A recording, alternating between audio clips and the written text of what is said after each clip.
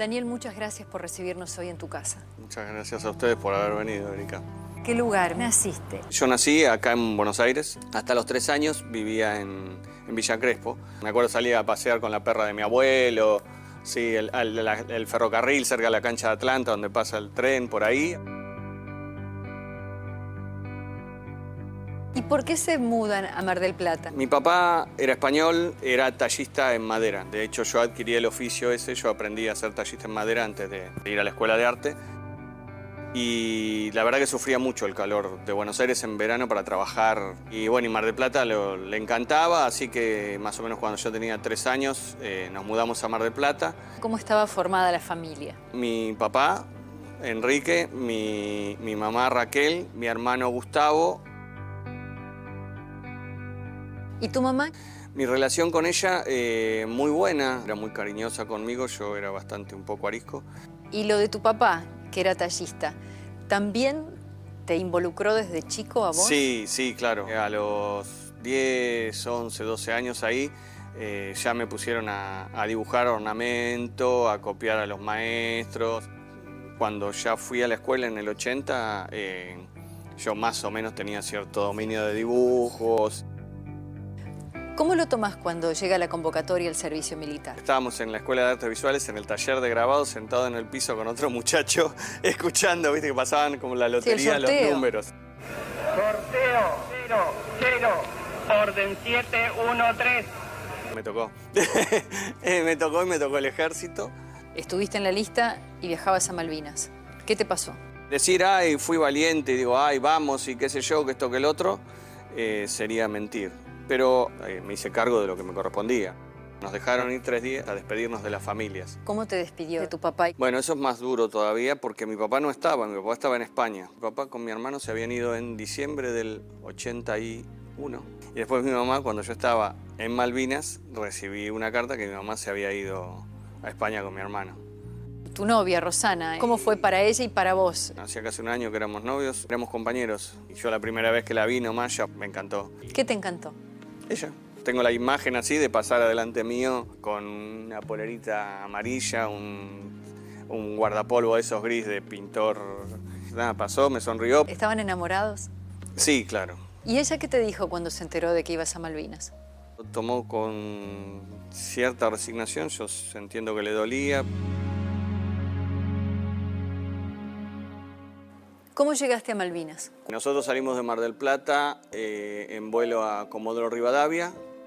Ahí estuvimos un par de días. Íbamos todos apilados, así en un avión de aerolíneas. Cuando aparecieron las ventanas, viste, cuando se ve desde el avión como el mapa, así. El gozo fue una emoción impresionante. Y yo te digo mucho cosa de aventura. O sea, y bueno, tenía 18 años, ¿no? Yo estaba asignado a un grupo muy chiquito que estaban en el radar del ejército. Éramos 14 y volvimos 13. ¿Qué pasó con el número 14? Falleció Diego Bellinzona. Yo hacía la guardia con él, era mi reemplazo de guardia, así que yo estaba durmiendo. La imagen de él la tengo, de decirme, Dani, te toca. Y yo levantarme, ir a la guardia, bueno, chao, chao, él se va a dormir. Y a los 10, 15 minutos nosotros estábamos acá y las bombas estaban cayendo a menos de 50 metros. Yo estaba entre unos toneles de aceite rellenos con tierra y bolsas de tierra alrededor haciendo la guardia del radar, pero las bombas estaban cayendo ya encima.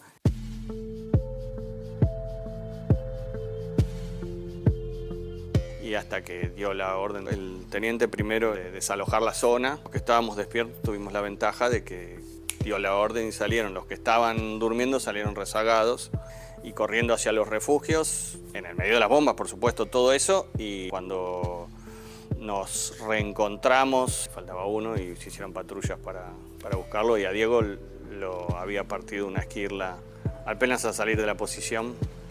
Vinieron y nos dijeron, bueno, Diego apareció, ¿no? Tuvimos la primera baja.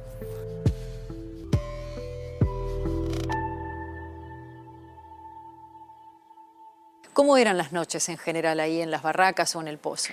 Teníamos un pocito para 3. Mientras no tenías que hacer guardias en los alrededores o qué sé yo, podías descansar adentro del pozo. Escuchar música, charlar con los compañeros. Me acuerdo que yo había puesto el pasacassette. El que me acuerdo que tenía era de Serrat, Para la Libertad, o sea, es como un himno, ¿no?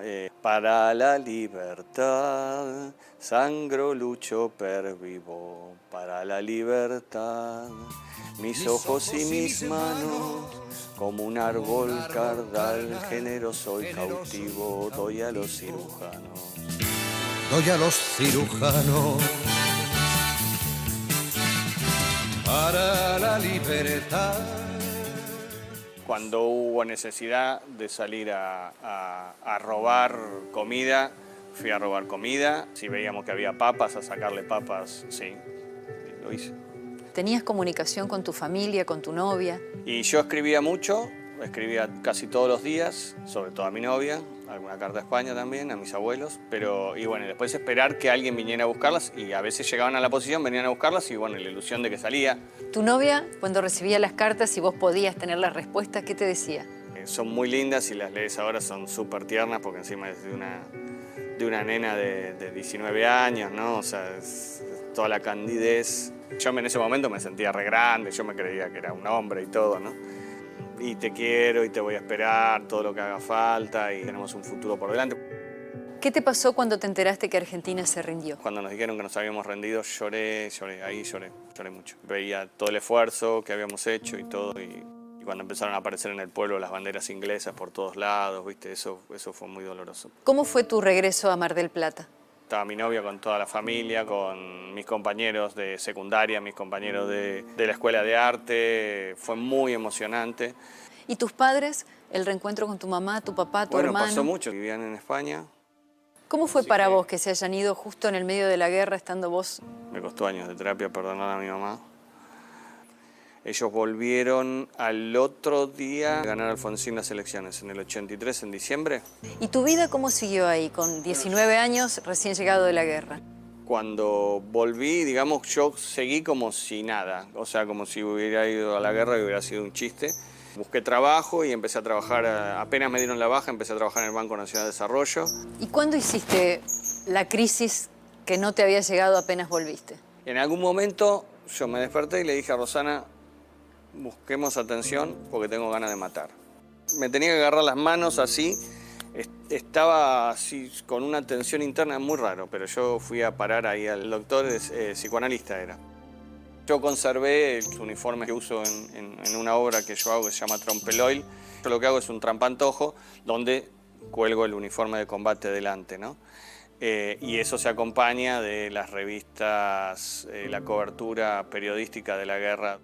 ¿Te casaste con Rosana? Me casé con Rosana en el 85. Tuvimos hijos, Juan en el 96 y Mora que cumplió 20.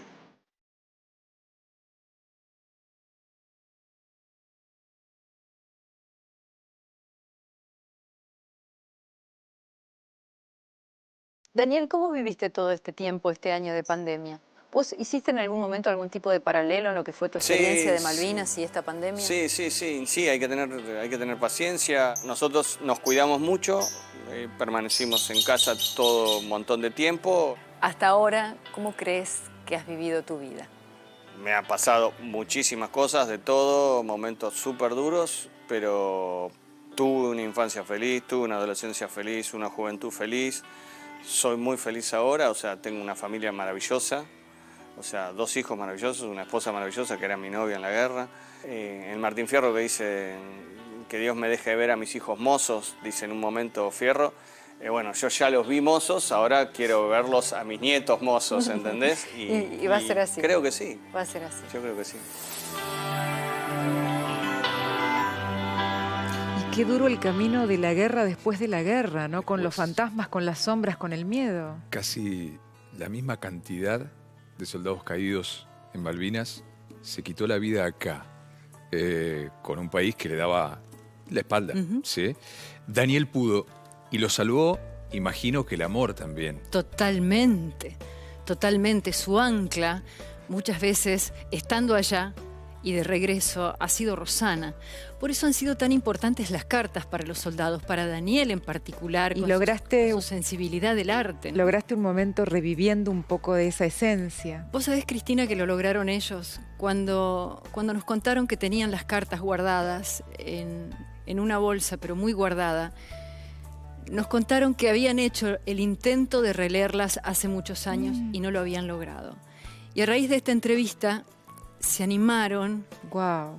y pudieron hacer lo siguiente que pudimos registrar. A ver.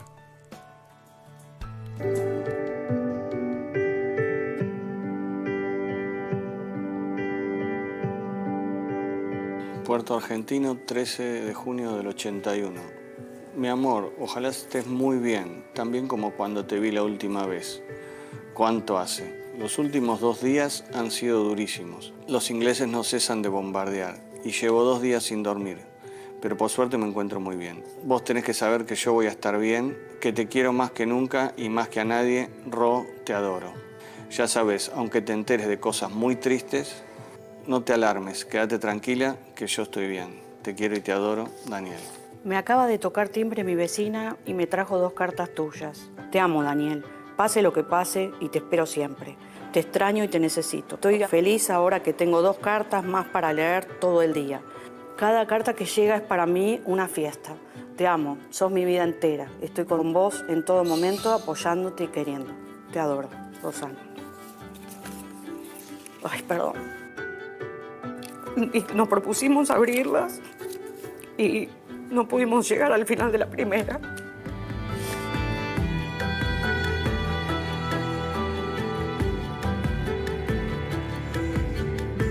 Y tenía razón ella, sos mi vida entera. le digo. Qué fuerte, ¿eh? Qué fuerte. Porque pasó hace 39 años y vos los ves ahí a Daniel y a Rosana y decís, 2 adultos, padres. Con hijos de 20 y Tenían pico. 18 años. Él con 18 años estaba en medio de una guerra, siendo un colimba, pero era casi la edad de mi hijo, Dios mío. Era un pibe. Su único atributo para la guerra era saber manejar, que era lo que le habían preguntado. Sí, sé conducir. Y que además luego es cargar toda tu vida con esa guerra en los hombros, Ujú. en el espíritu, en las sombras vividas, ¿no? Que también es muy lindo escucharlo decir que está feliz. Él es muy consciente de que fue un afortunado, ¿eh? Lo reconoce, porque ha tenido una familia que lo contuvo, la familia de su novia, porque recordemos que cuando volvió de la guerra, su Se venía familia poco. estaba viviendo en España, o sea que de golpe fue el hijo adoptivo de los padres de su novia. Y su sostén, Rosana, hasta el día de hoy, junto a sus hijos. Él lo logró. Daniel, a vos, a los que fueron, a los que quedaron, a los que volvieron, como siempre decimos, nuestros respetos. Con el corazón. Ya volvemos.